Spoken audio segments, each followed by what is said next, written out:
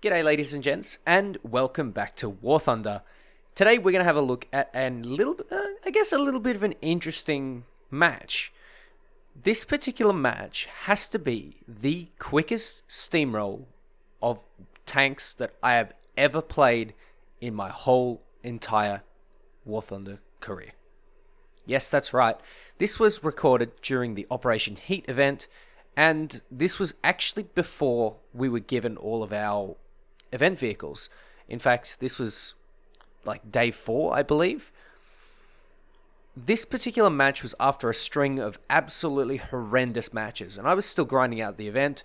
I was pretty upset as well because I just could not get the games that I needed. I was playing really poorly, and it just wasn't going my way at all. Naturally, you get a little bit frustrated. So what I'm going to do here is hold the flank. I figured, you know what, if I'm playing like a potato, then what I'm going to do is I'm going to try and play a supporting role.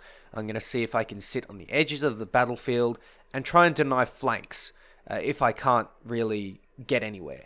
So what I'm going to do, you can see I found a spot that's pretty much in between the ACAP and I guess the enemy spawn somewhere, and it's a bit more of a forward position. What I'm going to do is I'm going to try and hold that and see if I can snipe any, I guess, tigers or something that come along that way.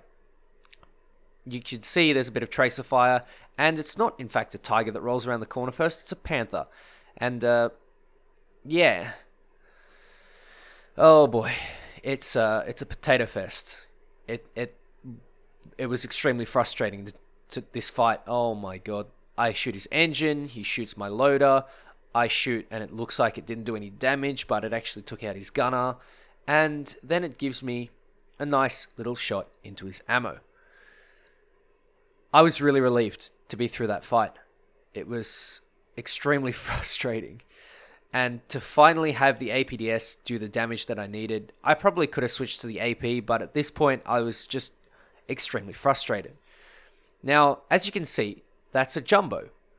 Yes, that's a jumbo, and our team has pretty much stormed the monument.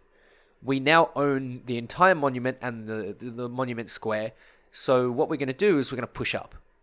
There's nowhere else for us to go, there's nowhere else for me to go, but forward, towards their spawn. And you can see, there's the Panther. I managed to get a cheeky shot onto his barrel, so he goes back into cover, and he also pops smoke. So I can't really push through there without, risking it. And I really don't want to be too spawn campy. I see something has popped smoke, and I absolutely potato my shot. But that's okay. This tiger is just as blind. And we managed to pretty much roll up on their spawn within the first 3 minutes of the battle.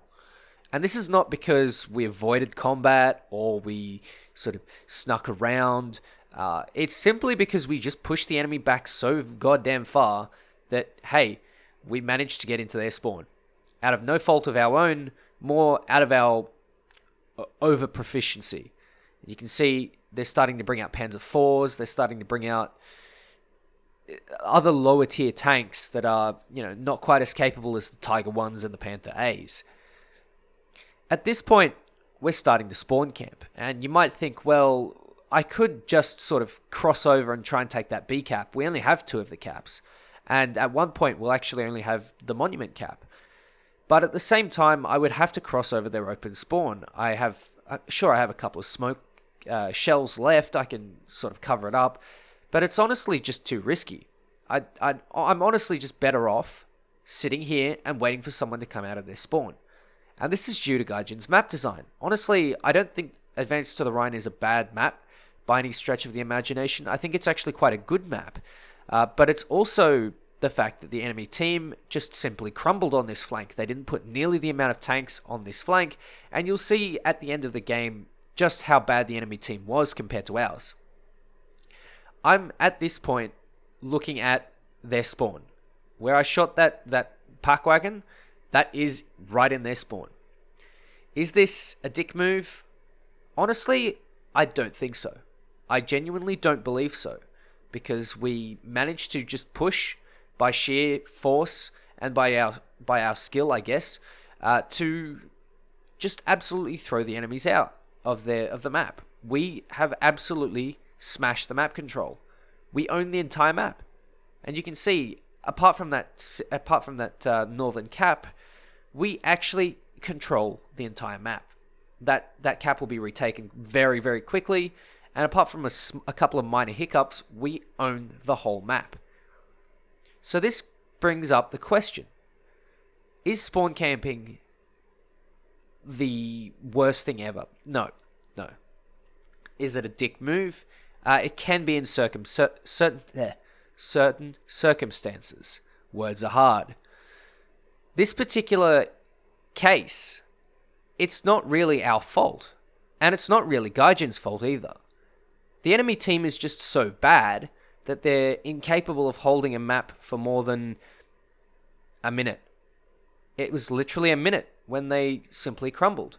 And you can see the spawn protection works, the spawn zone also works, and it's literally down to the enemy team. That Stug drove in front of me for 3-4 seconds, didn't even spot me. It's probably more a show of the enemy team's lack of capability than Gaijin's map design or the scumminess of our team. And it's not just me on the spawn.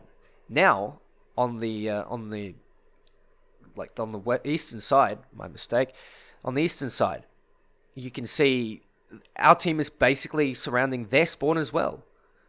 This is through no fault of our own, and this is through no fault of Gaijin. And this is where you can call it spawn pushing, kind of coined by the Orange Doom and met with a lot of criticism at the time, but now it makes a lot of sense, and it actually holds true.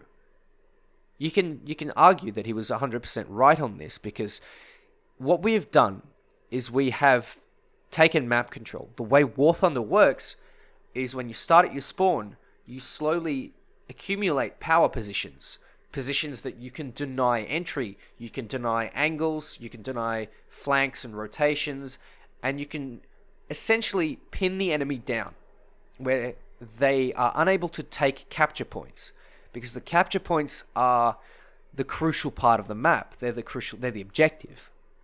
And so what happens is you then get to a situation where eventually one team will absolutely roll through the other.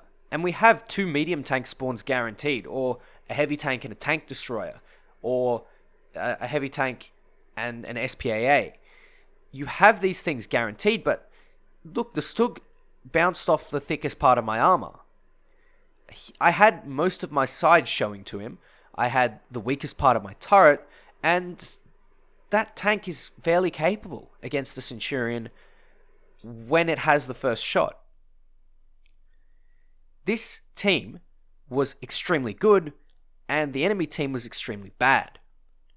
They are very, very bad at taking maps and at holding positions, and so they were forced out of the positions they were in or destroyed, as you can see by the team list. They were massacred. It's an absolute slaughterfest, and this could be... There's really no way to put this.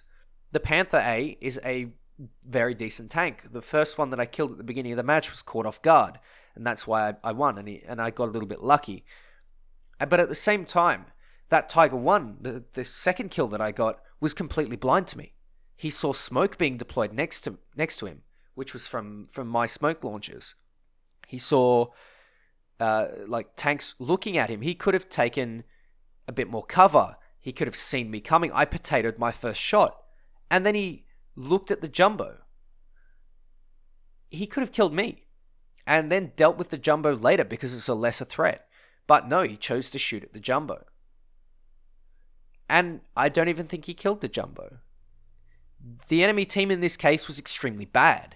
They played poorly, and as a result, they got completely kicked out of the map.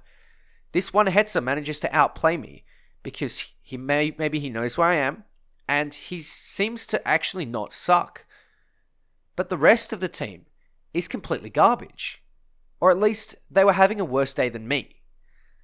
In this case, I think spawn camping, or spawn pushing as we will refer to it in this case, is warranted. Our team has lost 3 or 4 players in total. Maybe about 5 or 6, maybe 10 spawns. I haven't counted, and I really don't care. look at the team list. It is completely full. The enemy team is empty. They managed to lose their whole team in less than 10 minutes by a massive steamroll. It's incredible. I've never quite seen anything like it. Most matches tend to go on for 12 to 15 minutes. This one, 10 minutes, flat. Not quite the 4 minutes that I managed to get in my T2, and Deffen managed to fucking one-up me, that bastard. But this has to be one of the greatest steamrolls that I've ever seen, because we shut them out on the map in the first 4 minutes. It's incredible. Anyway, ladies and gents, thank you very much for watching. Take care, and I'll catch you next time.